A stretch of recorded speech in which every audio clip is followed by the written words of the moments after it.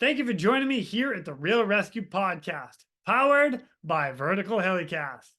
This episode is going to be brought to us by Breeze Eastern, dedicated to the mission. The world's only dedicated helicopter hoist and winch provider. Check them out today at breeze-eastern.com. And Switlick Survival Products. Quality, performance, and innovation every day in everything they do. Check them out today at switlick.com. And now, coming up next in this episode, we got a guy who was a firefighter. He was a smoke jumper. He is the author of the book, Smokejumper. Please welcome Mr. Jason Ramos. My name is Jason Quinn. I am United States Coast Guard Rescue Swimmer number 500. These are my rescues and rescues from those of us that put our lives on the line every day so others may live. This is the Real Rescue Podcast.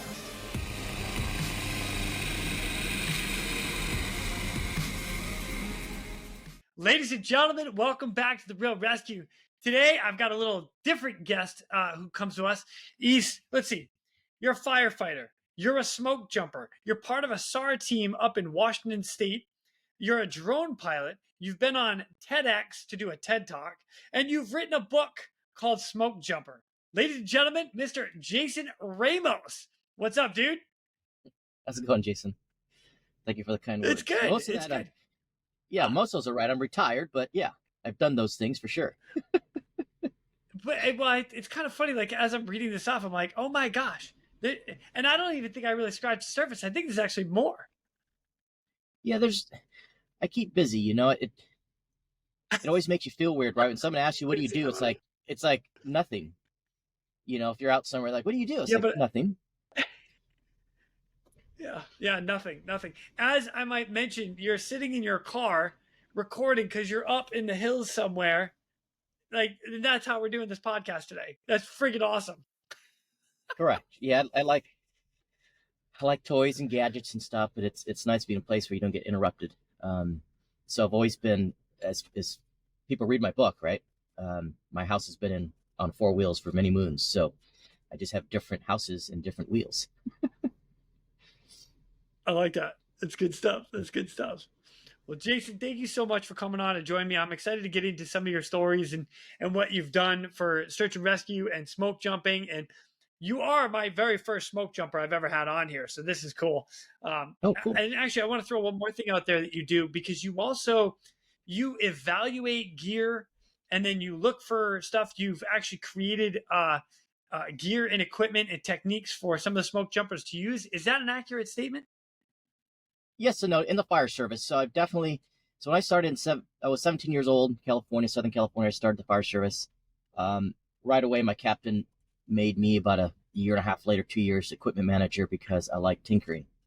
So making sure stuff works, right? All the ventilators and the extrication fans and the jaws of life, all the stuff, right? I was always playing with. So as a kid, I was always messing with stuff, right? Skateboards, modifying it, making it better, messing things up, breaking it. It's like, oh, I'm not going to do that again. So that carried on into the fire service, and I was always finding better stuff. And not everyone's like me, right? Some firefighters like to wear holy cotton socks. Awesome, right? Cool. I don't.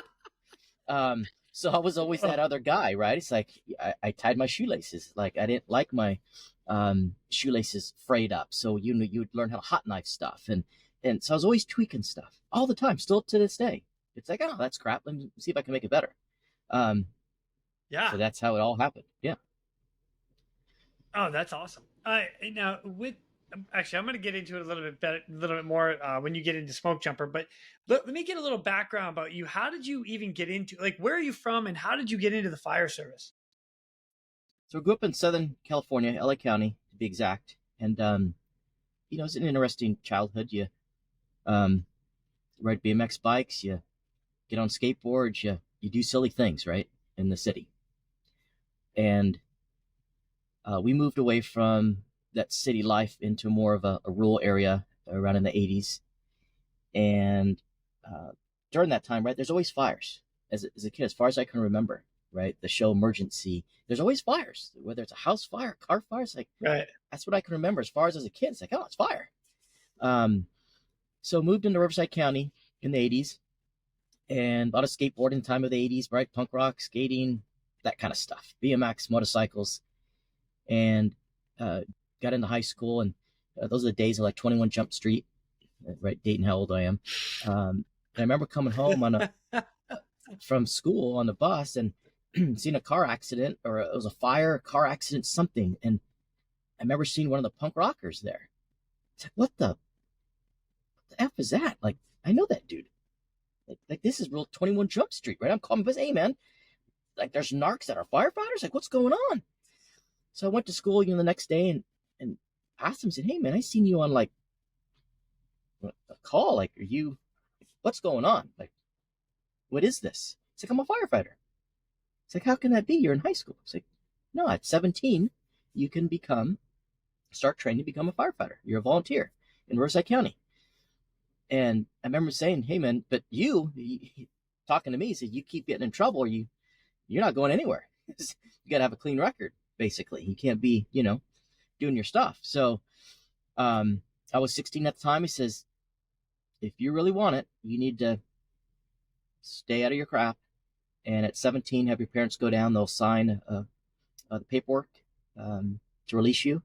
And if you're good enough, I'll see you in a year on calls, right? So it kind of made me hung in. And I found out there's a couple other punk rockers that were firefighters. I'm like, what the hell is this? So I was something, right? I had something to chew on. I was doing wrestling a little bit in high school and junior high. My brother was a wrestler, team captain, all that stuff. Always getting wrapped up by my brother. I hated it. But definitely, right? Roughhousing's fun, but just hated being wrapped up where I couldn't do anything, right? And that's where you learn how to poke eyeballs out and put fingers in ears and stuff like that. So that was the start right there. When I turned 17 exactly on my birthday, told my dad, he took me down to the fire station and, he said, son, he always taught me, good firm handshake. You look at that person in the eyes, whether it's whoever it is. You're on your own. I'll be there, but you do what I taught you. I did it, and you sign a piece of paper, you take home an application, you fill it out, you bring it back, you wait some more. And that was it, man. They accept you, and it's like, holy moly, what's next? And then you just keep progressing. You know all this stuff. It's step after step, step after step, step after step, step after step. And it still hasn't ended. Like, I retired from the U.S. Forest Service. I'm doing other things now, but the training never stops. It's you know this. Everyone knows this. Well, unless you're a first responder in that kind of world. It doesn't stop. It keeps going. It keeps going. Right. And then you get used to it. So that's how that all started. At 17, snot-nosed kid. September of 89 is when I completed and was responding to 911 calls at 17 years old. It was a trip. It was a complete trip. Oh my gosh. Right? We weren't getting one call a month. It was somewhat of a busy station. So we're getting full arrest. You're pumping on chests. You're not just like sitting there. It's like, oh, I went on a call. I went on one fire in 10 years. It was somewhat busy. So. Dang, man. All right. So I got to ask, do you remember your very first call out? Oh yeah. I remember them all as a handful, because when you complete your training, right, all the practicals, all the written, and then practicals was a written test, practical, written, practical till you finish. As back then they were called, you were a firefighter 1, a greenhorn, green tee, big old green tee in the back of your helmet. So everyone knows, right? That's a trainer or trainee. Like, protect that kid or whoever it is. You're green tee. So finished all that stuff, and then you stay the night at the firehouse, right? You got to stay the night with the captain. So many days to get your first calls in, medical aids, fires, and all that good stuff. And I remember my first TC traffic collision. This person hit a very large boulder. That boulder's still there today, very large. And she went through the windshield and pretty much stripped, right, most of the human skin off her face. And I was just like, right, you're trained what to do, but it's the middle of the night. I'm smelling all these smells I've never smelled before, right? You know this stuff. You're smelling things that you never smelled before. It's like, what is that? Right? But you're keeping that in your head to ask later. But your crew leaders and whatnot, they're all taking care of you, making sure you're doing what you do, you're trained to do, but they're making sure I'm doing the right things, right? I'm not freaking out. I'm doing what I'm supposed to do. And I remember getting back to the station, and just right, your brain is just trying to process all this stuff. And he was hungry, and my crew lead, the squad driver at the time, and he went in the refrigerator and pulled out some, the raw roast beef, right? Still blood coming off of it. And I'm like, he's like, "Hey, Ramos, you hungry?" And it's like, no, thanks, man. But I just kept smelling the stuff, right? The fluids, and it's like, huh. So I went in the room, laid down, and said, okay, well, then you go on the next call. The next call was whether it was a week later or whatnot, but this is all within basically a month. Actually shorter, I believe, because I remember hearing the engineer, which is the station captain, if the captain's not there, asking if the kid was okay. That was me. I was standing behind the engine doing some chores, because they were worried about me. They were seeing, right, these are veteran firefighters, and they were going on some calls that were like, hey, is the kid okay? And the next call was a structure fire with fatality. So young child lit a fire, and usually when they light fires in house, they hide, and that was a fatality. So that happened. And then the next call after that, a few days later, whatnot, was a multifamily dwelling, carbon monoxide. So multiple people, full arrest, pumping chests. Oh my crazy God. stuff. Two helicopters, multiple ambulances. It turned out to be a full response, right? So they sent basically a strike team, right? And I just remember family, multiple family dwelling. Everyone's on the floor. Everyone's CPR. So just crazy stuff, right? And it just kept happening, and it kept asking, is this how it usually is? Like, where's the cat in the trees? Oh my God. And yeah, I want to do that. Like, I want to get a cat out of the tree. Like, I want to, is there any of that? And the guys would joke, they would laugh, and I remember the captain, the engineers, they kept, are you okay? It's like, well, I think so. Like, I don't know. Like, what's the sign of me not being okay? So, anyways, that was all my first calls, and one of the funniest during that time. We had an old engine, so it was 68R. That's the reserve engine. It was a tailboard engine. So again, dating us, right? The guys that ride on the tailboard. So I got to ride basically 2+ years on the tailboard, which is pretty cool because I don't think anywhere in the nation they still have tailboard engines. There might be one or two out, some out in the middle of nowhere. And I remember it was late that season, so fall, so of '89, somewhere in there, and we'd get flooding. I remember we had a call of a motorist stranded, and we get there, old growler engine, the thing, you stop and the thing's still winding down the siren, right? And we get out, and I'm like, holy, yeah, there's a person we're the only ones there, right? We're the first responders. And I remember the engineer gets out and he says, get the ropes, and go get the rope. And he's tying off the engine. He comes over and he's tying up to me. I'm like I'm 100 and maybe 20 something pounds. And I'm like, okay, well, I know how to wrestle a little bit. Do I put her in a, right? Grab her by her ears and drag. It's like, and the water's moving pretty good, right? You do this for a living. And it's like, and I'm a decent swimmer. I've done advanced swimming. I got gills. And I'm like, okay, there's no way I'm going to be able to hold. I'm going to hold her, but I'm going to be, right? I'm going to be horizontal. Like I'm not going to be standing up. And the flow wasn't too bad, but still, right? How am I going to pick this lady up? So he's tying me up and telling me what to do. And I'm like, are you effing kidding me? And by that time I hear sirens, right? The second roll engine's coming from the next, our next battalion. And I remember they show up and I'm just like, my eyes are as big as can be. And I'm like, okay, I'm going to do this, And the firefighter jumps out and he comes over and he says, I got this, kid. I remember him saying kid or trainee or whatnot, Ramos, whatnot. And I'm like, whew, okay. So he goes out. He's having trouble, right? And this guy's 6 foot, 200 something pounds. I remember him. He's retired now, but it's like, I remember he grabs her, puts on his shoulders, like, whoa. But just again, in your head, that was all these first calls. I'm like, when is this going to get, again, it's just normal. Like, where's the cat in the trees?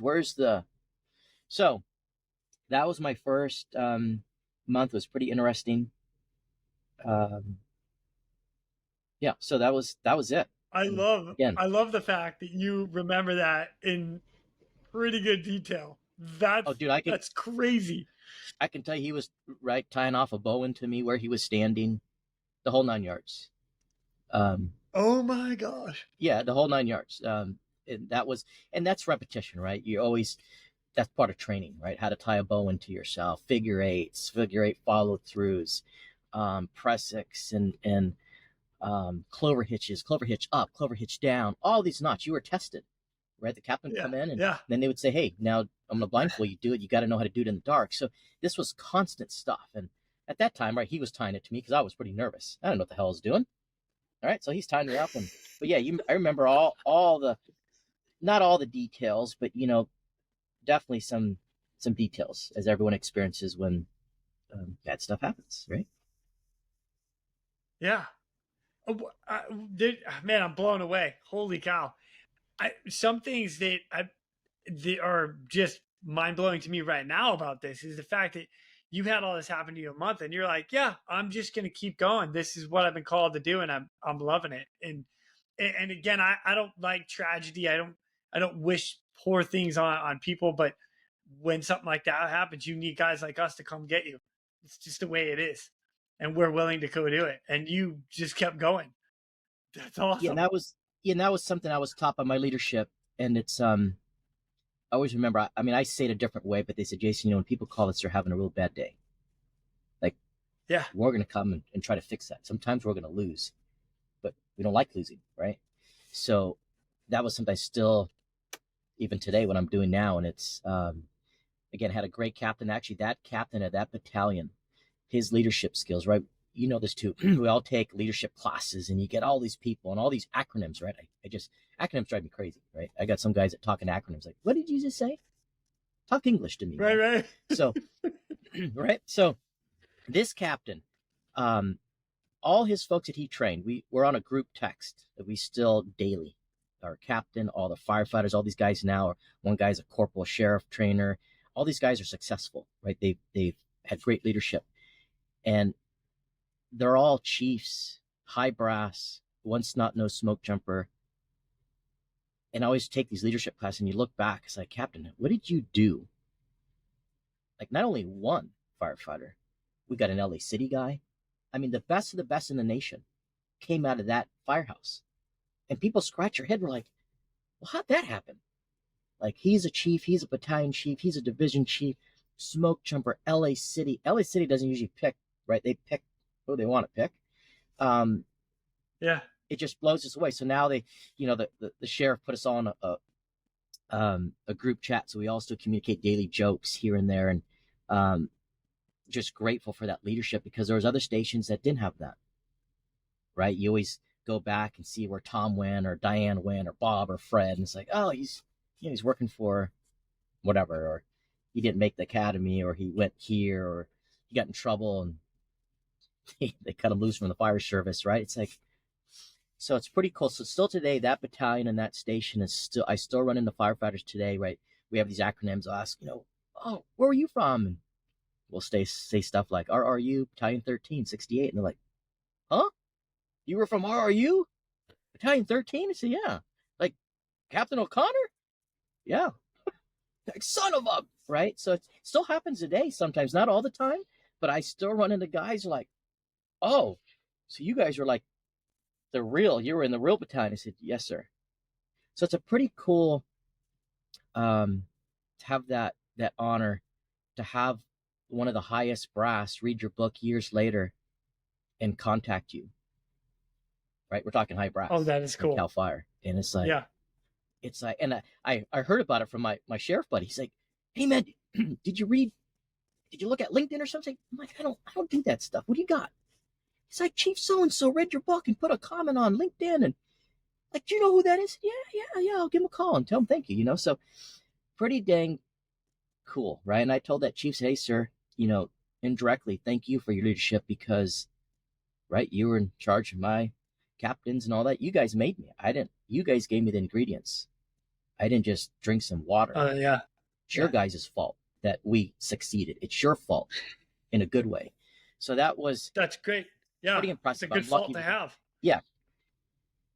Heck yeah. And I look at other battalions and other stations, like, man, if I would have volunteered at this other station, oh shit, what would I be? Right? Because some stations just didn't have that leadership. I'm sorry. It's just the way it is. Some You have some great captains. You have some that just, as I say, clock in. They got the tattoo, they got the keys, they got the license plate. I like it wet, I like it hot. There's nothing wrong with that. But there's some that take it a little bit farther. Yep. So I was just lucky to be there. That's all. I'm grateful for it. Wow, man. Now, how long did you do in that station? From '89 to a little bit into 2000, because I rookied as a jumper in '99, so I stayed around for a few more years. So '89, definitely 10 years plus, and then I started doing training. So I was one of the, how to say, training officers, volunteer training officers. I got to train a little bit of the volunteer academies. I had the captains ask, "Hey, Jason, can you help with the volunteer academies?" And it's an honor. It's like, "Yes, sir. Heck yeah, I'm here to do whatever you need. Here to do whatever you need." Wow, that's awesome. And just a backstep, Now, please, all the listeners out there, don't think I was talking shit on. For all the listeners out there, anyone from those battalions, I'm not talking shit on any of the other stations. I'm just saying, I was at a good station. That's all. Yeah, nothing wrong with that. I was in an amazing shop up in Kodiak, Alaska, so I completely understand. And it's one of my favorite places that I've ever been stationed was up there because of some of the leadership. So for sure, it was amazing. So I absolutely understand where you come from.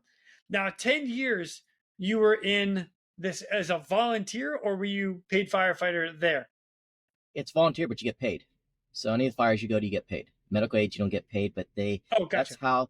So that fire service is one of the largest volunteer entities back at that time. So 70s, 80s, they were huge. And that's how most departments will hire from their own, right? They get to train them, you get free training, you get sent off, you get anything you want, and then they'll hire from that usually. So that's how I started. And then you get paid, right? And then I went to the feds, and then you're paid full time. But if you were a volunteer, and let's say once you get to the federal level, yeah, let's say even if you're a volunteer and it was fire season, you're getting paid around the clock, 24/7 as a volunteer. So we did get paid. Some stations would call PCF, paid call firefighter, but those guys got paid for everything. We didn't get paid for medical aids. We got paid for fire. So just different terminology, acronyms, right? There's those acronyms again. So yeah, started off as a volunteer, and then you become a, I hate to say professional or whatnot, but that's what your title is, right? You become a professional firefighter. Say, oh, okay, now I'm a professional. I get paid more. $2 more, right? Or $1 more. That's funny. With the feds. Yeah. Oh, that's great. Now, did you have a regular, I'm going to use the word regular job, but a job outside of the fire department when you were volunteering? Yeah, so my dad, all my brothers at the age of 13, you were allowed, this goes back some years, right? My dad worked for the union, and at 13, that owner of that company would allow the sons to come in at 13 and work. So I was getting paid at the age of 13 legally, right? Taxes were taken out the whole 9 yards, but I worked in air conditioning some of the biggest skyrisers in LA County. So I got to see, all the movie folks, like the folks from Schwarzenegger and Stallone. Like, we serviced their air conditioners. I was like, man, I hope we can see, Rambo today.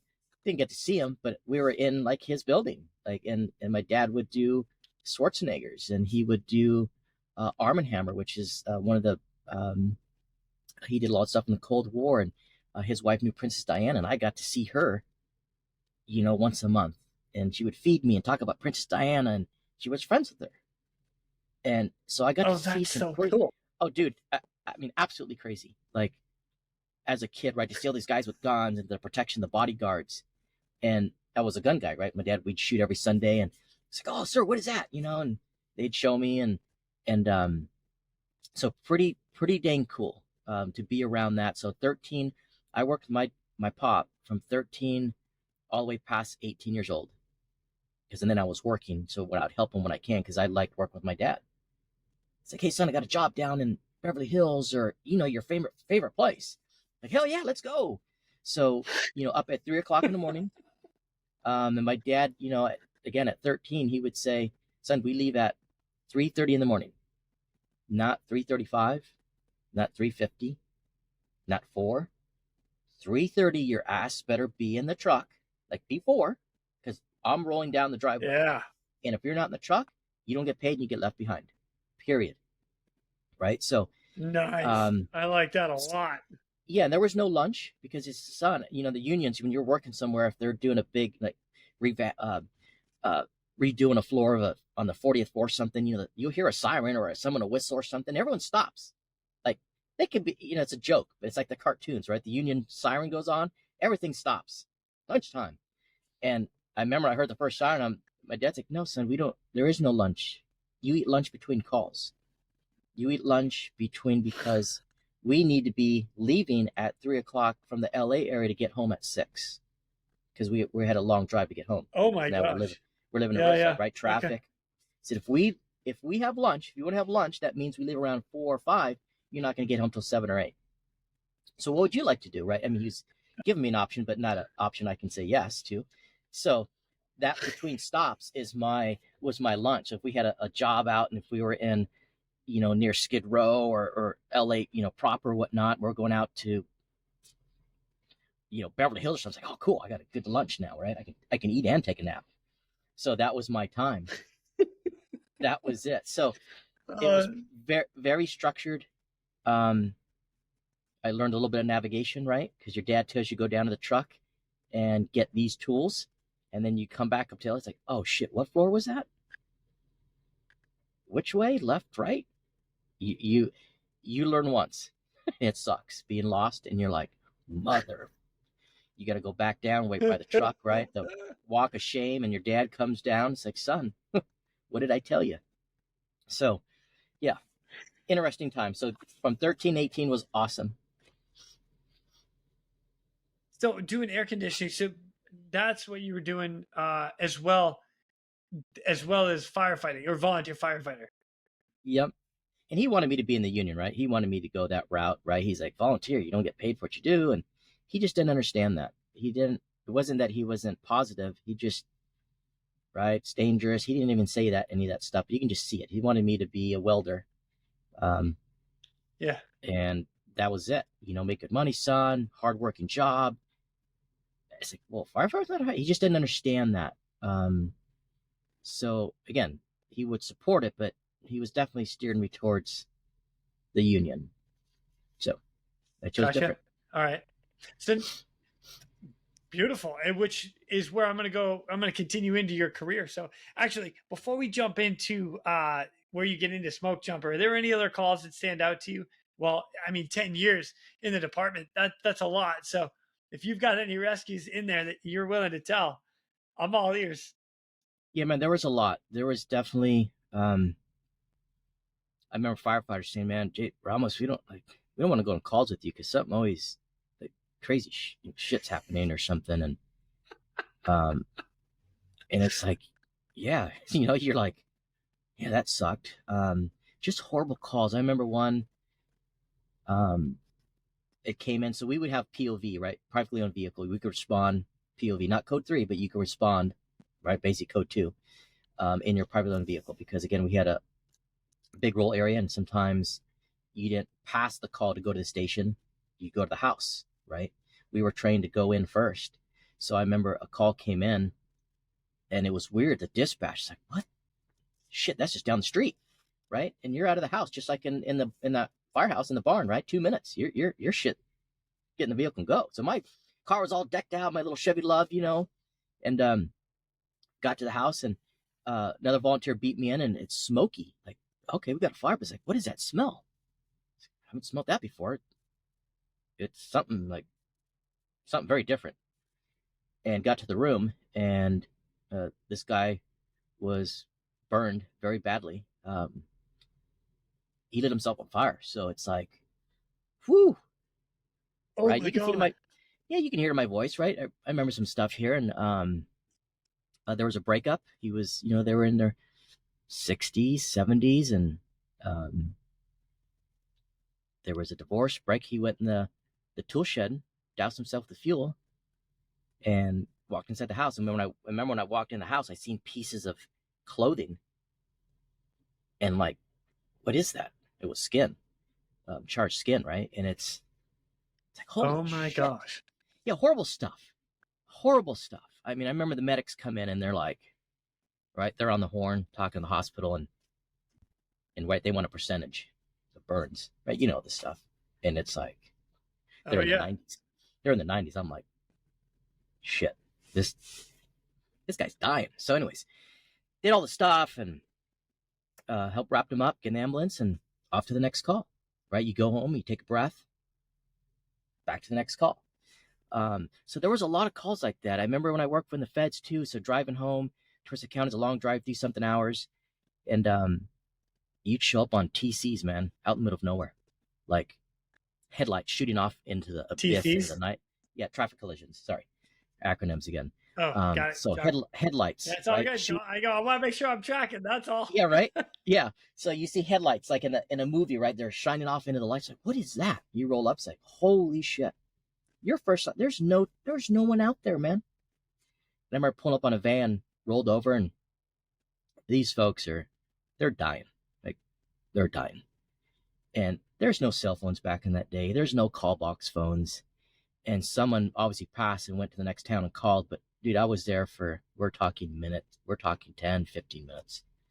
And trying to get this guy upright. You know, he's suffocating. There's blood. They're dying. I got nothing. I got a pair of gloves, right? I'm going home. I'm off duty. And I remember the ambulance shows up. We extricate and all this stuff. High five. Thanks. See you later. But we've had a few of those. Just different calls, man, all the time. Just always. And there were never, again, it was never the cat in the tree. It was never the. Always like, hoping for the cat in the tree. It just doesn't ever come. Yeah, I wanted to be like, all the missions were, they were complete losses to me, right? There was no happy sunshine day of like, oh, I saved that person. Nothing. Oh It man, was all. I'm actually legitimately sorry for you. Yeah, it sucks. It was. Yeah. Yeah, there was no like. I remember being in train, right, 17, and I remember the trainer saying, if you witness a full arrest, your odds are in the high percentage if you're gonna bring that person back from CPR. Like you're there, like it's gonna happen. I've had quite a few have witnessed. Never happened. It's like what the F, right? So there was a lot of that, a lot of full, because we lived next to a retirement community, so a lot of full arrests. That was daily. So back to the stories, we'll come into some more in the fire stuff, but yeah, definitely had a lot of medical aid stuff and missions out in the middle of nowhere and going, oh, okay, get back to work, right? Wow. What is your medical training level? So back then they called it first responder. There was something beyond that, but I can't remember. We took the EMT test. The exam was EMT, and at that department, Riverside County Fire, they were going to transition everyone from first responders to EMTs because we did everything. We did everything the EMT did, and they finally came in the medical powers above said, "Hey, these guys are doing this. At this year, they're all just going to transition to EMTs. They're already taking the test. They're already doing everything." But it never happened. It was this weird thing, right? Because we were doing defibs, we were doing all the stuff. When the medics came in, we were helping them strip IVs. Like we were doing advanced stuff with the supervision of the. And this goes back in the 80s, right? Now that doesn't happen unless you were trained, your card, your tattoo, right? All that stuff. So I never went in and got my EMT because I was like, oh, we're just going to transition. Why would I go to the college to get it when we're all transitioning? I'm going to have the same card.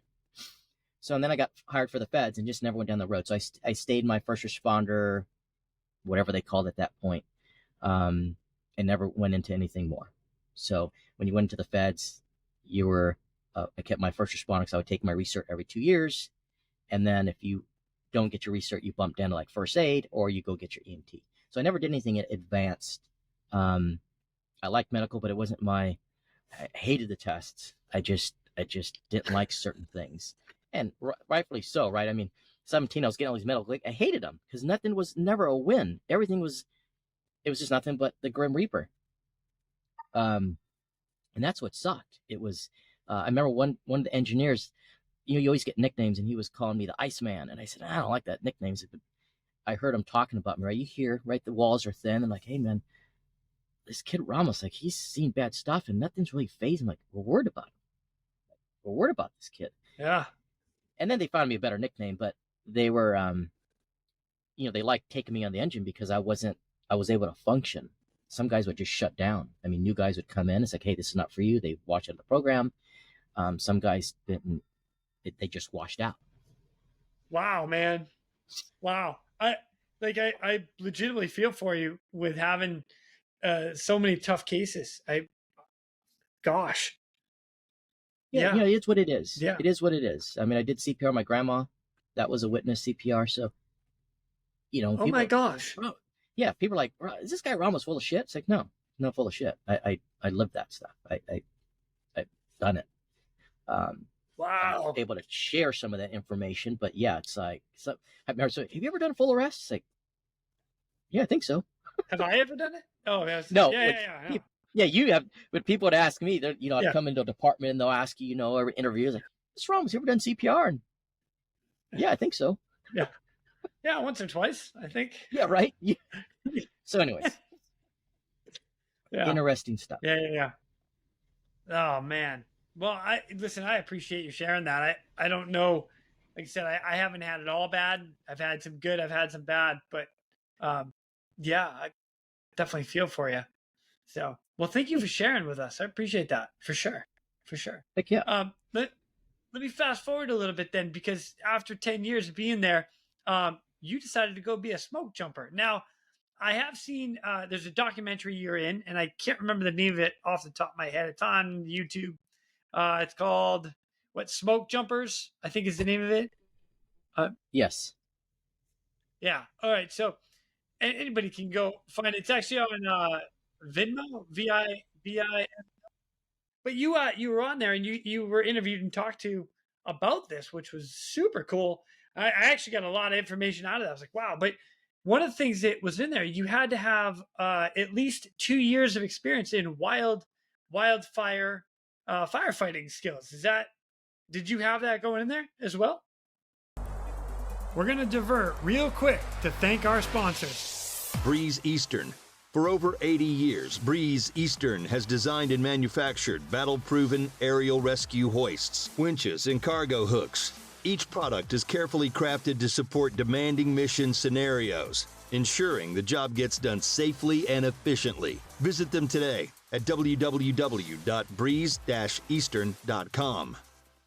Correct. So, yeah, I'll dissect that a little bit. But so where I became a firefighter, we were in an urban interface, so we did a lot of wildland and obviously, structural firefighting. So you did both. The JUMP program wants 1 year of wildland fire experience. A season is 6 months for wildland fire. So basically, you need 2 seasons, which equates to 2 years. Is it spring and fall? Is it summer and like back-to-back summer? Is it the first 6 months of the year, second 6 months of the year? How does that work? Yeah, so the 6 months, and time someone says fire season, a season, that's fire season, that's summertime. So if, like I said, if you were up in the North Pole and you said, hey, Jason, I got 10 years of being a firefighter, I was like, no, you need wildland fire experience. Like, you need to be in Southern California, New Mexico. Okay. You need to be somewhere in the summer, 6 months, to have that on your red card. It's called a red card, your identification card, being a firefighter. You got to have that time. You got to have that work experience before they even look at it. And the reason why the JUMP program needs that, because they do not teach any rookie candidate coming in the program to be a firefighter. They don't teach that. You need to have all that. You need to have your medical, whether you're a first aid, EMT, now it's EMT. You need to have all those classes. They call it incident command. It's under the incident command system. So ICT 3s, ICT come in as ICT 5. That's a type 5 firefighter. All these funny numbers and acronyms and all these things that are constantly changing. You got to have all that because they don't have time to teach you. So you come in as an experienced wildland firefighter. Their goal is to kind of reprogram your mind, right? Teach you different things that you never learned before, and to leave an aircraft out in the middle of nowhere, complete a mission and get back. And it doesn't matter if you're sick. It doesn't matter if you got a hangnail. It doesn't matter if you got the runs. It doesn't matter if you got a sore throat. It doesn't matter, as I say, your pet fish died. It's the big leagues. Like, there's no messing around when you come in the JUMP program. So that's that part. Oh my gosh. All right. So now the other thing that I thought was interesting is that you guys aren't just jumping into some random spot or trying to contain some massive fire, that is there as well. But a lot of it seems to be you guys are jumping in to contain a fire that may have started a short time ago. Maybe a lightning strike that came out and there's a small blaze starting, and you guys go in and try to contain that, prevent it from getting out. So ideally, stopping the major rager that rips through acres and acres of property and land. Correct. I used to call it the jump program is designed to put them out before you see it on national news. That is their main forte. So lightning fires is their main mission, right? They're storm chasers, but they're not chasing tornadoes, they're chasing lightning. So that is the main goal as a jumper. They can do rescue missions. They can jump large fires under the instant command system. If it's under like a type 1 team in a very big fire, they could put 30 jumpers down. They can put 2 plane loads, 3 plane loads. It's not what we do, but it can be done. And usually during the fire season, there's less than 500 jumpers depending on the year, but it still hasn't crested that. Unless something changed in the last few years, but there's very few. So you can't take all your controlled savages and put them on a big fire, because now you have no storm chasers.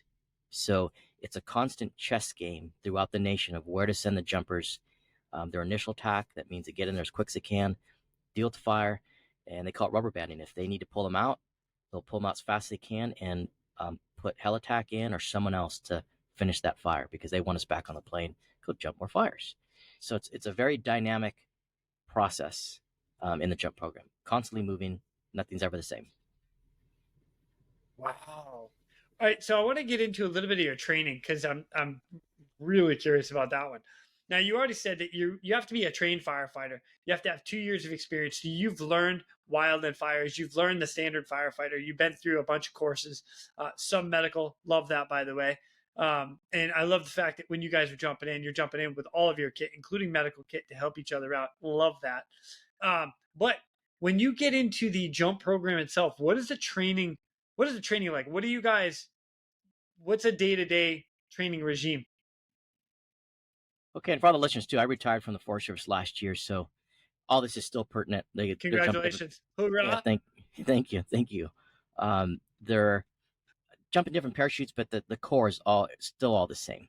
There's some little things, classes, and acronyms, or I'm sure there's some new acronyms out there for the Forest Service and the Fire Service. But when you get hired, right, you apply. A little bit history for all the listeners. Since 1939 to date, I believe as of last year, they still have not crested over 6,000 jumpers that have completed the program. So very small number since 1939 to date. The washout ratio is pretty big. There's no set standard. Some bases might be 50%, some might be 10%, might be. Their goal is, again, to find the best of the best they can. I'm not going to make it sound corny or, always compared to some military group or whatnot. It's like, no, we're jumpers. This is what it is. It is the hardest training in the fire service. But when you apply for that, right, you're going through the hoops right off the bat. People are messing with you. You make phone calls, right? They're messing with you. They're silent on the phone. You're like, hello, right? They're just, it's a trip, right? You're chasing something, and they don't have like career day for jumping. They want you to seek them out. They want that candidate to be as hungry as they can be. They want them to be a bull, whatever you want to call them. They want them to be hungry, because not many people have done it. They don't want anyone wasting their time. So I did that, right? Do the phone calls. I was on my 3rd year. Jumpers that I was meeting, very few, far in between, were like, Ramos, you're 5'6" on a good day. You're 100. What do you weigh? 120 something pounds. The packs weigh as much as you. Like, are you tough enough, kid, to, I was always looked down upon. And I'm like, fuck, and you don't meet a lot of these guys. So finally got a phone call, and then your path starts. You show up for rookie training. We can get into that. They got questions for me, but it's a trip. There was no regrets. Definitely I can go back. I would change things, by all means. But it's one of the most odd, weird things I've ever done. And we've had, Rangers in the program, Marines, all the armed forces, Our base had 3 PJs. So it was interesting, right? You're working with some interesting human beings. I mean, they're a trip, Oh yeah, right? Everyone's some high speed personalities. dudes. Yeah, just Yeah. everyone, whether they're just getting out of, some wartime stuff, leaving the military, or a hot shot that, I mean, the stories, dude, are, you scratch your head, or like, what did that guy just do? Or what did she just do? So characters for sure. All right, so and again, I want to dive a little bit more into training specifically, like, and you, and I don't. One of the things I like about asking you specifically is like what your experience was. I like the training. I mean, I could talk about Coast Guard rescue swimmer training, but I don't want to talk about what it is now because it's different now than when I went through. So, like what you're saying, you're retired. I imagine it's different now than when you went through. But you personally, what did you experience in like going through? Like, it was mentioned like a 10-mile hike with I think 100-pound pack, something like that. Is that about right? Yeah, I mean, I'll break it down in a nutshell. When I got accepted, Okay. and when I was training for it, when I was on Kernville Helitech, so another very well-known Helitech crew in Region 5, Southern California. The states are broken up in regions, and was lucky to be on a very hardcore Helitech crew. And actually, on that crew, the son was his dad was one of the pioneer smoke jumpers in the 30s. So how cool is that? Like the Oh base wow, already has this gigantic that's awesome. history. So the leadership there was hardcore. And when I was 19, right, you hear about these crews because you want to pick, right? I always wanted the hardest. Like I didn't want just like, oh, that's an easy crew, I'll get on that one. I was like, I wanted the crew no one else wanted to go on. Right? That's what made me tick. I was like, I don't care. I want that. Like, okay. Right. So I remember my supervisor says, oh, he didn't want to see me go. He wanted me to succeed, but he wanted me to feel some pain too, right? So he gave me extra. I had 2 hours a day of PT. And I remember the helicopter mechanic at the time was very in shape, and he wanted to, mentor me and help me, So I was doing 110 up Helitack Hill, and it sucked. I'm not going to lie to anyone. It freaking sucked. Did I love it? No, I hated this shit. Excuse my French. I hated it. But yeah, it makes you, you get a reward out of it. But was it like, man, I'm going to wake up and go feel some. Yes, I get it. Right? I get it. But I'd rather be sitting in Baja somewhere, windsurfing. That's what I like to do. I'm not going to say I'm going to go run 10 miles or carry 140 or 130. No. There's guys out there say, oh, yeah, I'll do that. It's like, hey, man, that's your demon. That's not mine. So I was doing it. And, right, you're just scars on your back, ripping skin off, falling on your face. It's just constant, right? You deal with it. You had to do it. How much do you want it? So, and I remember our chief at the time at that area in California, he was an ex-jumper, and he said, Mr. Ramos, when you can hike Helitack Hill with 110 minimum, you might be ready. And I was like, might be? What does that mean? Like in my head, right? Might be. He's like, yeah, you might be ready. It's like, what the? And there's no books, there's no Audible, there's nothing to reference. This is back, right, in the 90s. You don't YouTube stuff. You don't go to the library. There was a couple books, documentaries, National Geographic, but there was nothing. Nothing. It's like, so what do you do, right? You ask other jumpers. And I remember jumpers say, hey, man, when you're frothing and you're, swallowing your own puke and, right, whatever, then you're getting ready. Now you're getting in the zone, right? Every jumper's a little bit different that you'd meet. Like, you're getting ready now, kid. It's like, okay. So training. I'd go home, right? You'd work a fire, get home, and cubies are 5 gallons of water. And I'd put all these cubies in my backpack, in a North Face backpack, right? Because I didn't have a jumper backpack. I didn't even know what it looked. So you hike, right? So you're doing double PTs, triple PTs. And at the time, your girlfriend's going, what the hell's wrong with you, And she'd support me, but just constant pain management. It was just constant, right? I was 5'6", my body. I mean, it's like a Ford 550 and a Subaru Outback. I'm sorry. It's not the same. It's not. It's physics, right? I don't care what anyone says. So me at 5'6" had to put out more. That's just the way it was. And and jumpers told me, hey man, you're not a Ford 550 or whatever, kid. So you're going to have to put out more. So what does that mean now, right? I eat more spinach, right? Popeye, eat more spinach, eat more spinach. That didn't do anything. Right? You do all these things. And again, I had some great mentors, right? Because the guys in my volunteer station, these are wrestlers that made CAFs, right? Good dudes. And they were fast, man. And they would, hey, let's go for a run. Let me push you. Because I need, it's nice to have pacers. It's nice to have someone better than you. My dad would say, son, there's always someone better than you. Seek out those folks. And my buddies would and they would just run so fast. It's like they're going to fall. They run so fast. Like these guys are doing sub-minute miles, like 4 something miles. I mean, they're screaming. Wow, that's fast. Yeah, they're fast. They're fine. Wow. And this is on hilly terrain. We're timing. Like these are high school athletes, and it's like they're, I was a sprinter, so I could do like a 2 minute something, half a mile. But after that, man, now I'm in granny gear. I was a sprinter, right? Running away from the truant officers in that school, right? Ditching classes, and they wanted to chase it, and they never caught me. That was one thing I could run, right? I could jump some fences. Not proud of that, but I can jump some fences. I remember I'm sorry, I'm veering off with this funny story. There was at the high school, there was one of the security guys like, oh man, Richie Rabb, he's one of the fastest, Ramos. I said, how fast, man? He's fast, dude. He's caught everyone. And for couple years, now I'm a sophomore. I'm like, right, let's test how fast this dude is. Right, and I ditched, and here he comes. Man, I had flames come to my you-know-what. Did he catch me? Nope. And I was like, Ramos beat. He couldn't catch me. So I was proud of that. It wasn't something to be proud of. I didn't tell my dad that. But anyways, back to the training. It sucked, man. I didn't know what to do. Right?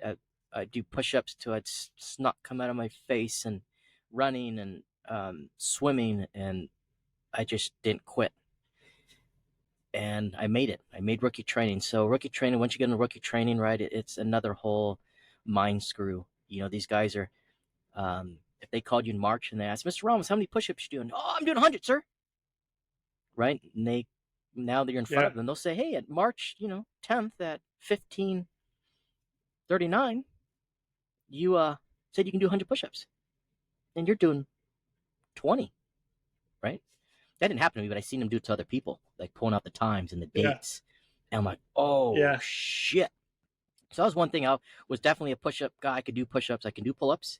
Sit-ups were not I could do them, hated them. I could sprint. I could fight a little bit.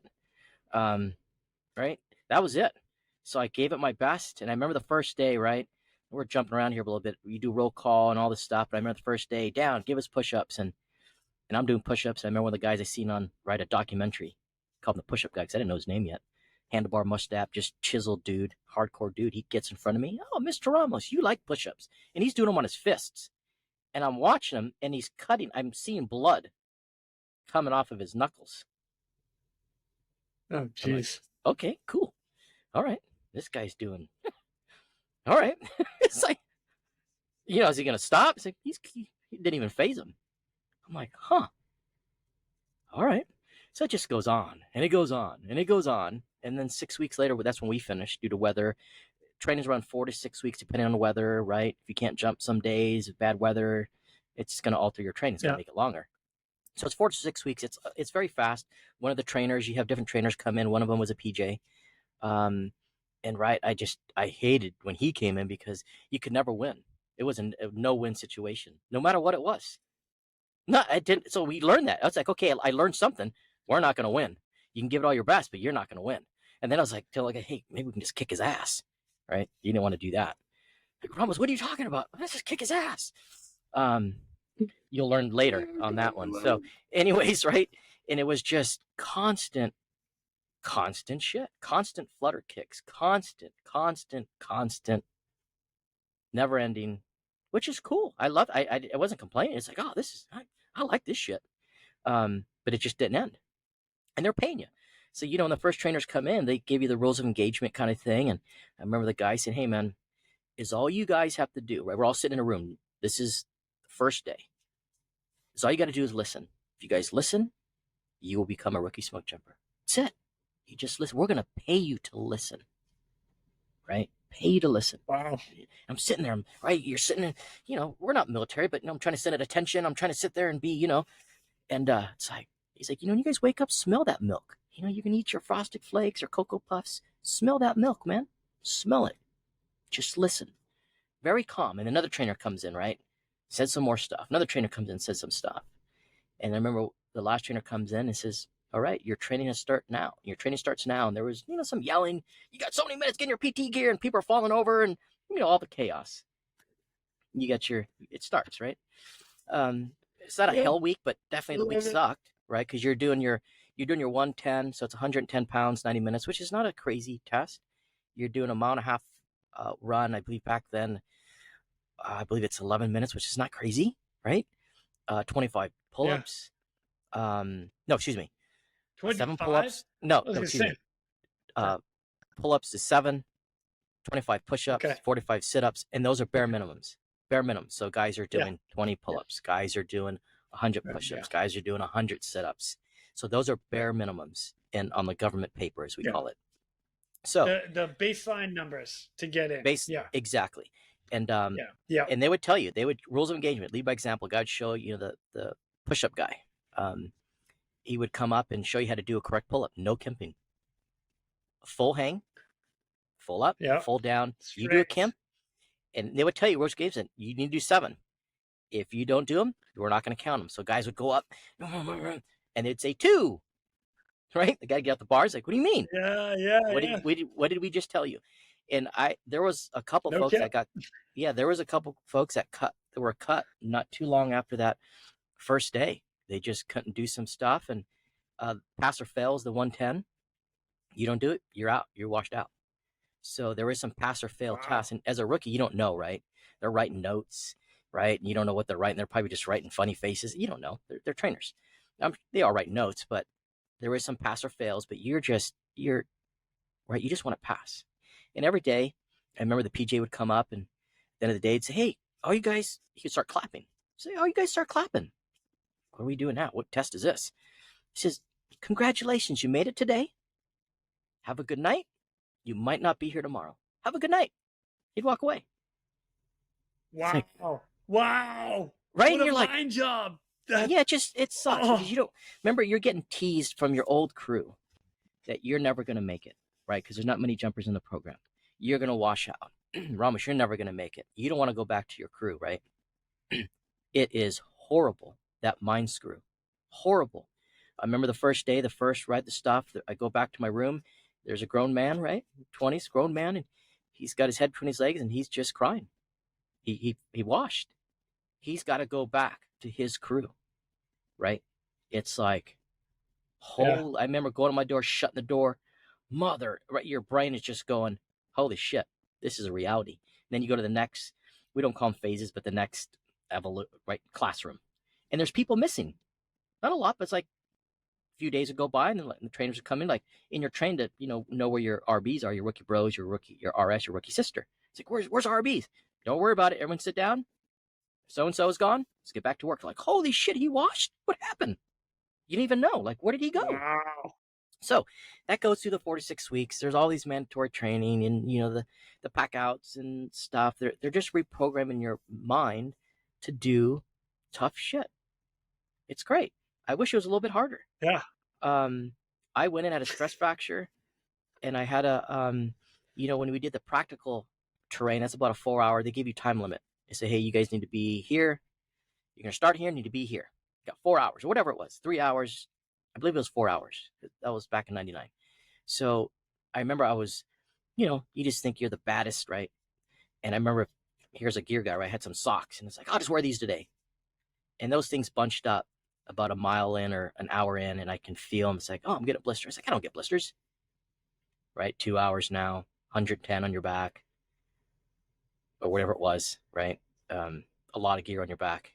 And I can feel it now. It's like, oh, my feet are wet. My left foot is wet. It's like that is a bad blister, right? Keep going. And I remember one of the trainers, hey, Mr. Ramos, you're slowing down a little bit. Does your feet hurt? You can stop. We can take a break. And I remember what guy was having. He had like a a smoothie they call milkshakes. Like, we'll make you a milkshake. We'll help you pack up your van, and we'll send you back. We'll find you a job, man. This is probably not for you. We'll help you be successful, right? In a very professional way. They're not teasing you. They're like, we'll help you find another job. And you're like, fuck you. Excuse my French. It's like, right? And I'm like, Yeah. oh man, I really need to fix my socks. I kept going. I finished. And I remember they said, Ramos, medic, go to the medic. Go over to the medic. And he's like, what's wrong? I don't know. And he asked another trainer, check his feet. And he's, sit up here, Ramos, put your butt up here. No, sir. Take off your boots. No, sir. Right? I went, take off your boots, kind of thing. Take off my boots and take off my sock. He starts, not a laugh, but kind of a smirk. Says, and I looked down and said, oh, shit. The arch of my foot was, just a blister, big blister, not a little, my arch of my foot was, the skin was flapped right. And he's like, dude, you're going to have to go to the hospital probably. And I know what that meant. You're going to get washed. Right. And I said, no, sir. And I grabbed my sock. And I remember he kind of looked at me and he says, all right, he said something like, I like you, or I like that, or something. He said, you like pain. He said, mumbled something. And I know the trainer's name. I'm not going to say it. Pulled up my sock and I'm like, oh, fuck. So I had a stress fracture already. And then now have that foot got infected. I remember calling my dad. It was oozing stuff. There was white like pods. It looked like little miniature golf balls, like marbles. Like, what is that? Right. I'm like, and I'm, come from as I can. I know some stuff. And back then I didn't have enough education, right? Should have never used peroxide. I should have never used alcohol. I should have just used water. I couldn't go and steal any saline that because they would know, right? They'd say, right. That someone's been in here. Who's hurt? Because at every end of the day, they say, anyone hurt? Anyone need to go to the doctors? You're going to get washed out.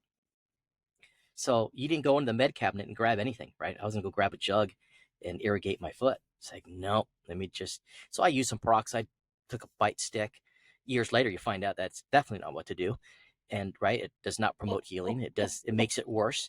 But the pain that came out, it's like, oh yeah, now I know why they tortured people with hands and feet. Right? I was like, mother, that hurts. And remember one morning I showed up for training and the blood was one day the blood seeped through because I had white shoes. And there was like a tinge of, and I remember the trainer says, Mr. Ramos, how's your feet? Because it was, right, there was some color down there. Not a lot, but enough, right? There was some seepage. I'm fine, right? I did like a little jog. I jumped up and down. He's like, oh, all right, Ramos. And it hurt. So I was popping Advil like candy. Popping Reflin, I believe. That was her anti-inflammatory, and that popping like candy. Shitting your brains out every day. Not good for your body, more than likely, right? And it's like, I did not want to go to the hospital. And so that was that pain part. And again, for all your listeners out there, I'm not Superman. I'm sure the other jumpers probably listen. Oh, Ramos is a P word. Yeah, whatever. I had my stuff. There was jumpers that went through that had no injuries. And I would tease them later on and say, hey, you guys, man, you had no injuries. And I was still behind you on sprints and still pushing you. So who is the P word, right? You were fine. And I was dealing with confirmed stress fracture and a jacked up foot. The whole training. That didn't heal till like late August. Like literally. It's like, and then they're like, oh yeah, Ram, right? And then you become true RBs, right? You love each other. So anyways, that was the training part. It was great. The trainers were hardcore. They were hard asses. They're still some to this day I do not like. Can I switch gears and be friends with them? Sure, but I don't like you. And some I love to death. I respect them. And they were lead by example. Those are the guys that were hardcore, the PJs and the ex-Ranger guys. They're extraordinary human beings. And I give them my, my thanks and my respect, because without them, I wouldn't be talking to you. I might be in McDonald's making the best fries, which is okay. That's okay. So that's in a nutshell my experience. And there's other stuff Jason, in there, right? That's amazing. Yeah. Yeah. Thank you for sharing all that. That's beautiful. That's great. All right. So now let me get through training, right? So now you get through training and it's time to go to work. Put all the training into action. What was your first job that you got to go out on? We're going to divert real quick to thank our sponsors. Switlick, No mission is the same. Why should your suit be?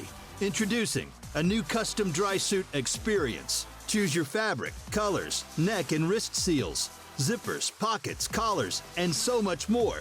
Intelligent measuring prompts ensure the most tailored fit. Brought to you by Switlick Survival Products. For more information, visit us at www.switlick.com.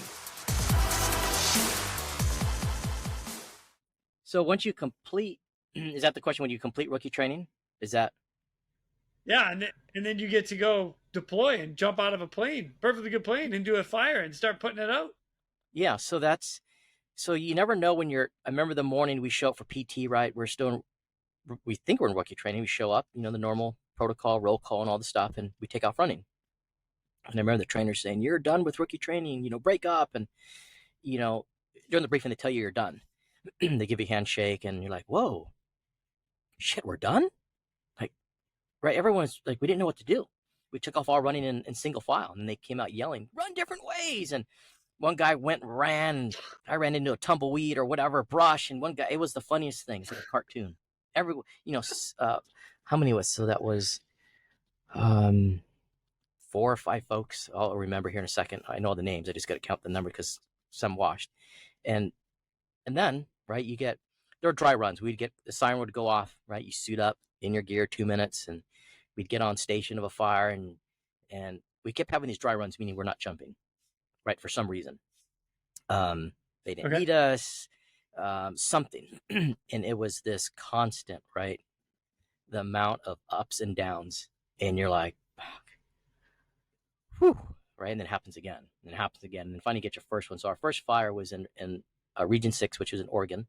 So Washington and Oregon, Region 6. And we're like, it was a big fire, right? So they needed jumpers from our base. So we were going to go and support the Redmond Smokejumpers. And, right, you're like, ooh, that's a long, it's a long flight. So you have a lot to think about, right? An hour and something. You're doing a lot of thinking. Yeah. Right? And I was in back of the boat, back of the plane, back of the ship. And I was like I believe I was number 8. I know I was in back of the boat because I was one of the last to go. And, right, you get on station. And I remember I would get up and look in the cockpit. It's like, oh shit, this is no lightning fire. Like, this is it, right? And so it was a reinforcement to Redmond jumpers, rack jumpers. And we're all one. So it doesn't matter if it's Alaska jumpers, we can intermix. We're all one. We're smoke jumpers, right? So we have 7 Forest Service bases and 2 BLM make up the 9 bases. All same training, plus or minus. Doesn't matter if you never met that jumper again. They're a controlled savage. Get to work, right? They're on that plane. They're a savage, right? Whether it's a male or female, doesn't even matter if you met them before. So we're going to this fire, and it's like, oh shit, right? And then you get there, you're on station, they throw the streamers out, the plane circles, all the protocol happens pretty quick, and then the first jumpers go out, and you remember how that works. You went through training, 15 jumps in training, the dust, the particles, and all the dust goes out, and you're like, oh shit, this is real now, our first fire. And you're looking through the windows. Let me back up. You're looking through the windows as they're throwing the streamers, and it was a metal. I'm like, oh, a piece of cake. And I remember some of the older guys saying, scab. And I'm like, what the hell is a scab? Like, it's rocks, rookie. That's a metal, but it's full of rocks. It's like, oh shit, okay. Copy, scab. And it's like, well, that sucks. Damn. Okay. So you jump out. And I remember you land, right? One piece, you peel off, you do all your things. I remember one of the jumpers, one of our guys came out and gave everyone hats, the rookies, because that was our first fire jump. Congratulations. Now you're a rookie smoke jumper. Now you can wear, right, a set of wings, a shirt. You are now a rookie smoke jumper. Congratulations. Get your effing ass to work. Right? Cool. The base manager was on that jump too as well. Awesome. So the commanding officer's there just digging as much as you are, as much pain as he's there with you. And there's a lot of jump. There's a load of rack there and a load of us. So right off the bat, 16-something people, depends how many rack jumped, right? We had, right, quite a few folks there. And that fire was all night. It was an all-night dig. I loved every minute of it. It was an all-night suck fest.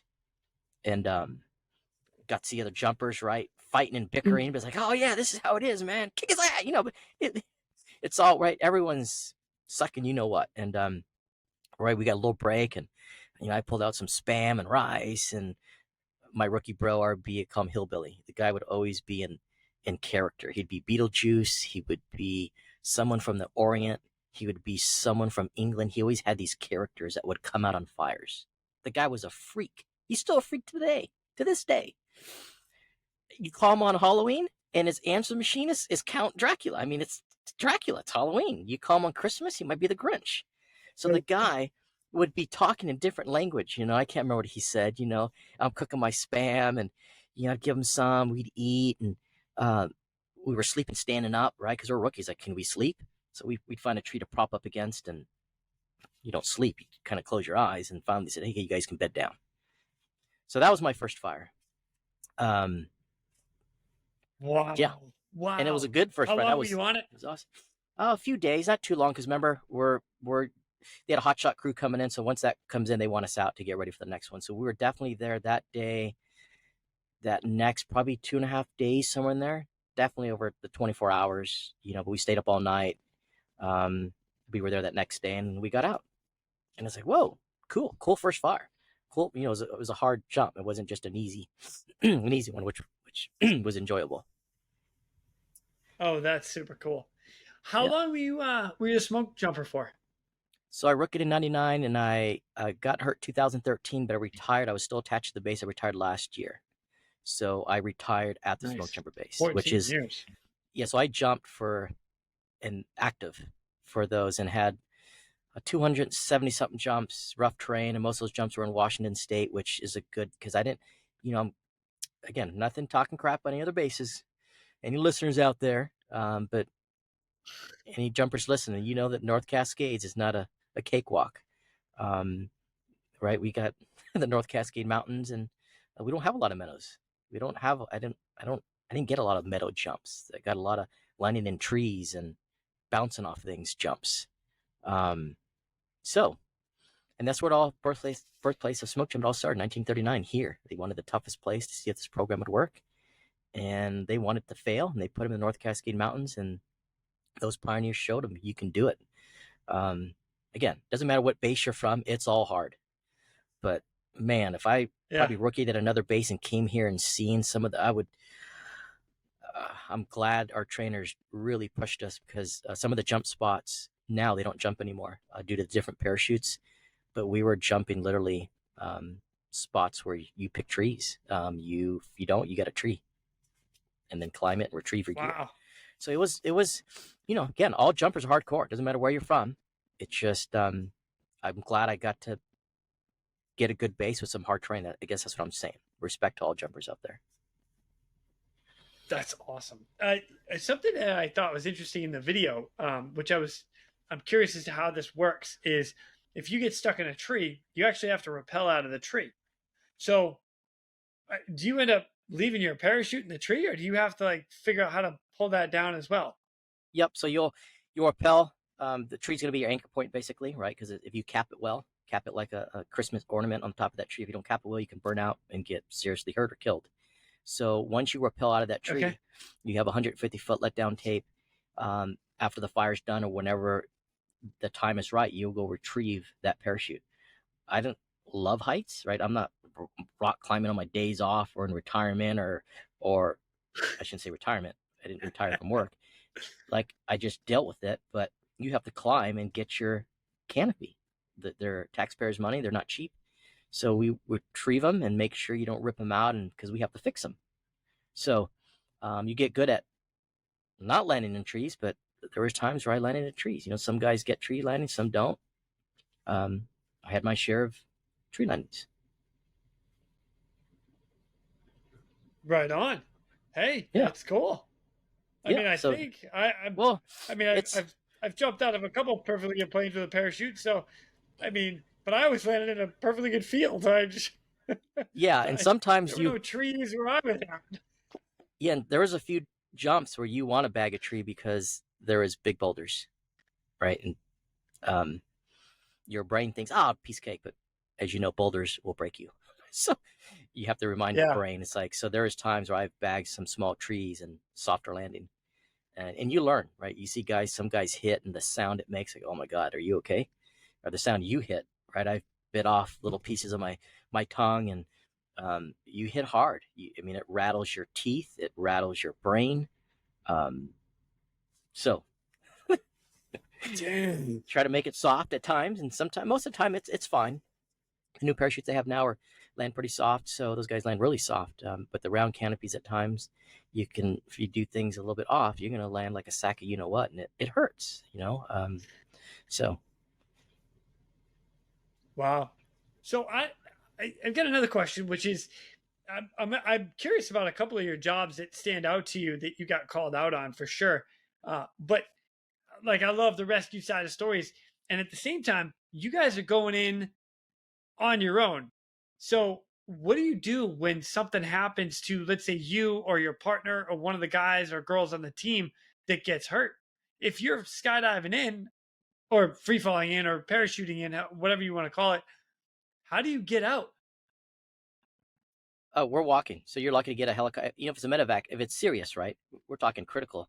We're gonna either get someone from the Navy to extract us, or PJs, because they'll come out of Oregon. That was the protocol. Or a Forest Service ship if available, short haul, or a medevac. But it's going to be the basic, right? If it's Forest Service, you're talking BLS. We're not talking advanced life support. You're talking just a helicopter to get you out of there. Hopefully an EMT or medic. But so that was something taught in training, right? Don't get hurt. That was a joke. I started carrying, I was, again, the gear gadget guy. I was trying to carry the best of the best, right? Because the government kits are horrible. They're junk. So the most things that we're getting, right? We're getting digital injuries, facial, toes, mouth, stuff that bleeds a lot, right? Your skull, that kind of stuff. Little stuff. Nothing too big, you know, plasky in your hand, that kind of stuff. Pretty good cuts, lacerations. If it's serious, medevac, right? If guys are getting impaled from a tree, that kind of stuff, yes. But I started gearing out my own kits, right? TSAs, topical skin adhesives, hemostatics were coming on board. I was carrying some awesome stuff to mitigate it out there, and we're able to do it. In my career, you know, I was able to mitigate a jumper that did not want to leave because they know they're going to the hospital, and that's where they make their money, right, for the season. And I remember a jumper called me up on the radio and says, "Hey, Ramos, can you come up?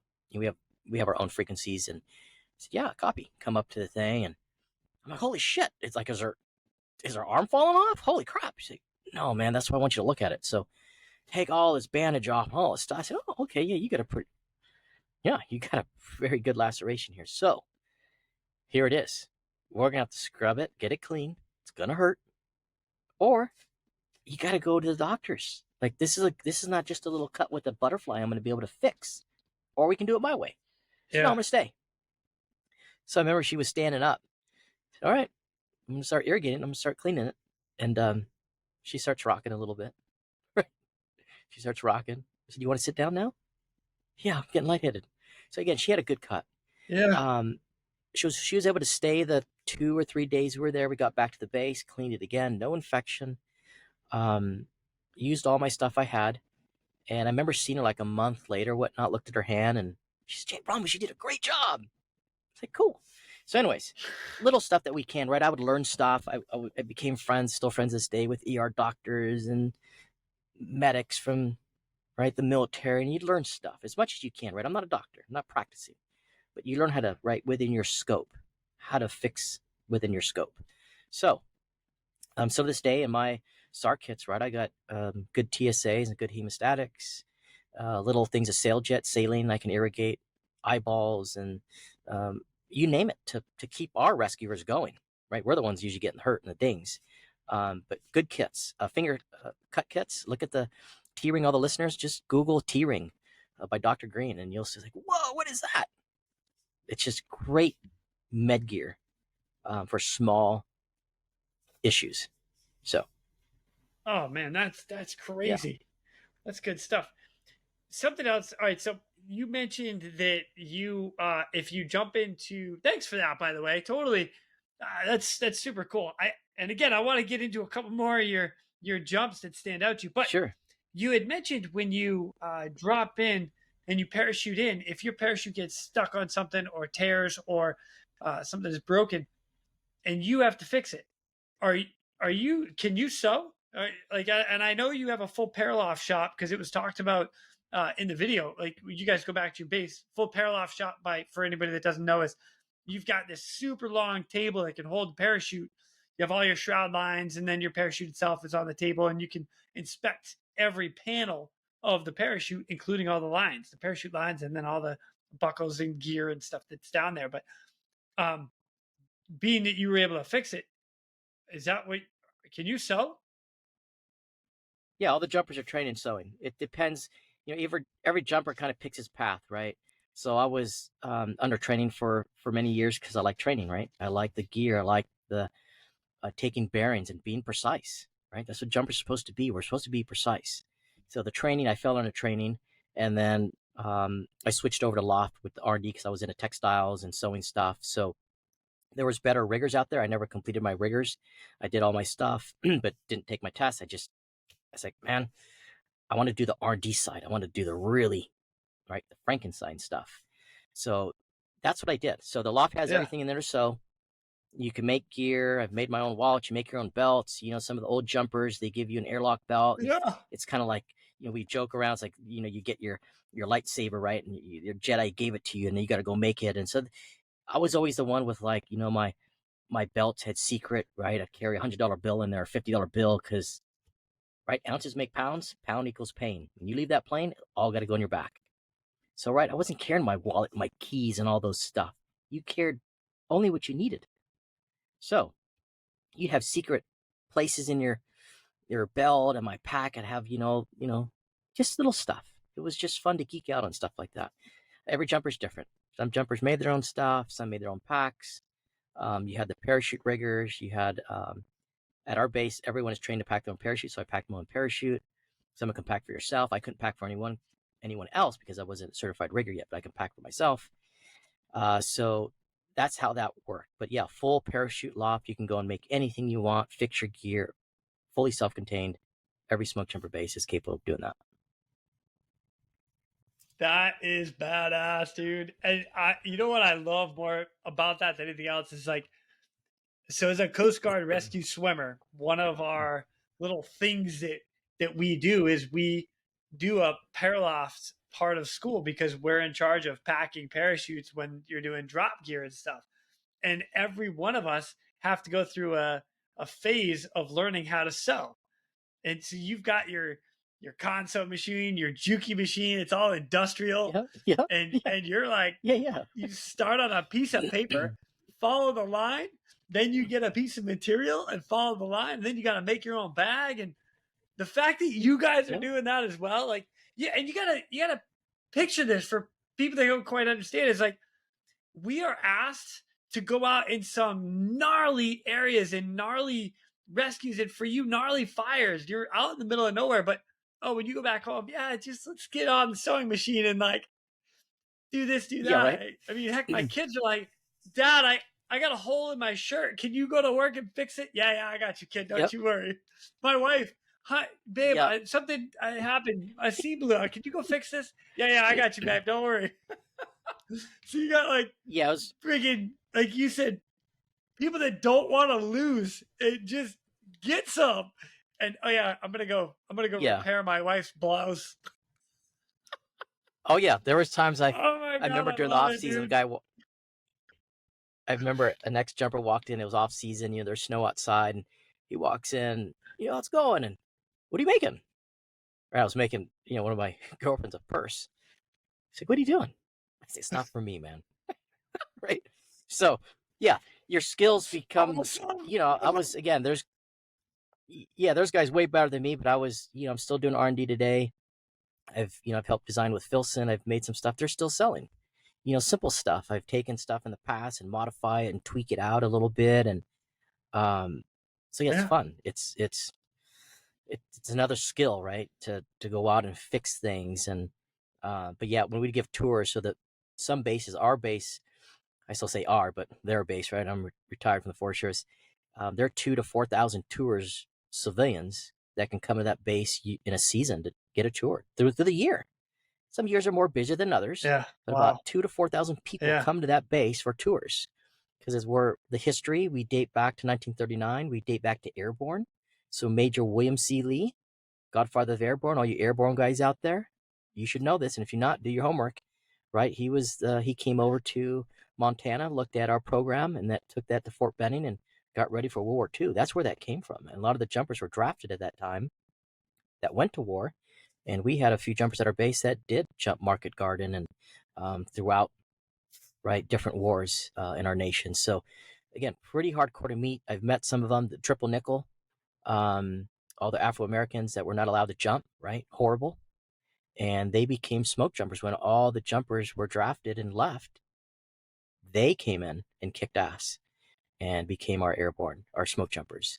And I got to meet a few of those guys, man. And it was just, it's amazing, a huge honor. I remember talking to the guy on the phone, and, you know, he's finishing up, and he's done. And he says, airborne, and hangs up the phone. I'm like, oh man, I missed it. Damn it. Right. So. Oh my gosh, It's that's like, great. you whisper. Yeah. So the next time I got to talk triple nickel, I got him before he got me, so yeah, pretty cool. A lot of history, and Mr. Russo, Apollo 14, and the list goes on. We had one SOG in Vietnam, Sisler, Medal of Honor recipient. Everyone can look these guys, and they jumped out of our base. Sisler jumped out of our base. Hardcore dudes. I mean, I'm not even in the same realm. I mean, we're all plus or minus, but holy, the history is crazy. So, yeah, sorry for that little tangent. That's cool. No, I like it. It's just, again, you got badass people that are doing everything that you guys are doing, and like I said, I still warms my heart. You go back to the base, and I'm gonna sew my wife up a purse as your buddy did. That's just, I love that so much.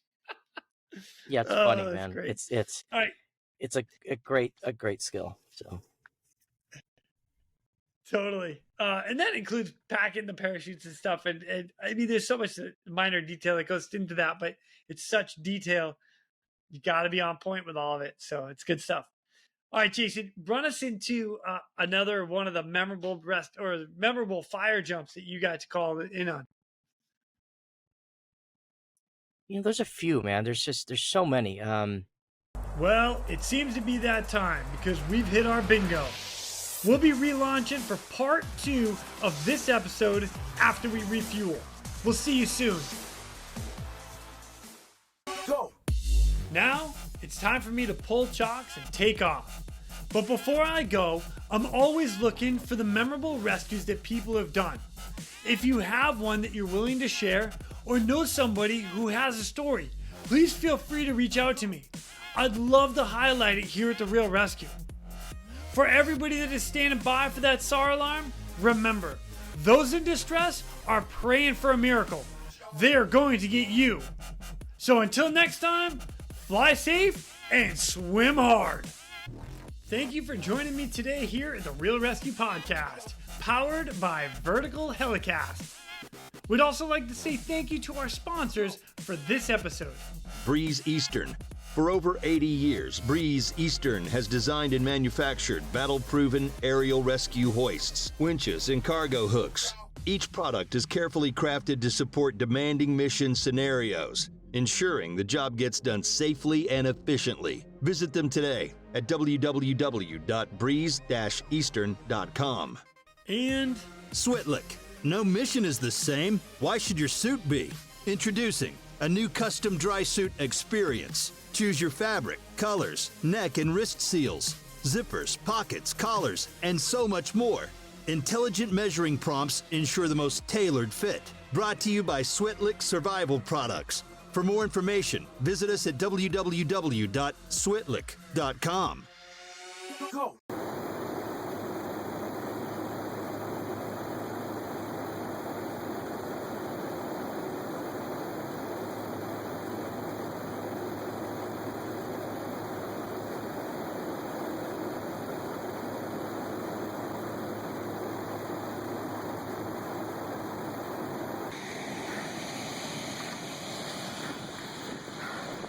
Total crown fire.